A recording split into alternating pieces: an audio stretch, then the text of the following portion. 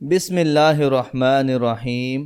نماز فجر کے بعد مختصر عمل کریں، فائدہ کیا ہوگا؟ ہر برائی اور تکلیف سے محفوظ رہیں گے۔ ہم سارا دن کئی برائیوں اور تکالیف کا سامنا کرتے ہیں، ہماری زندگی میں ٹینشن اور پریشانیاں ہوتی ہیں، تو ان سب کا بہت آسان حل یہ ہے کہ آپ فجر کے بعد یہ ایک چھوٹا سا عمل کر لیجئے۔ حضرت ابو ہریرہ رضی اللہ عنہ سے روایت ہے کہ نبی کریم صلی اللہ علیہ وآلہ وسلم نے فرمایا، جو شخص شروع دن میں آیت الکرسی اور سورہ مومن کی پہلی 3 آیتیں پڑھ لے، وہ اس دن یعنی جس دن اس نے یہ پڑھا ہر برائی اور تکلیف سے محفوظ رہے گا۔ تو آیت الکرسی تو آپ سب کو آتی ہی ہوگی، اور سورہ مومن کی 3 آیات کون سی ہیں؟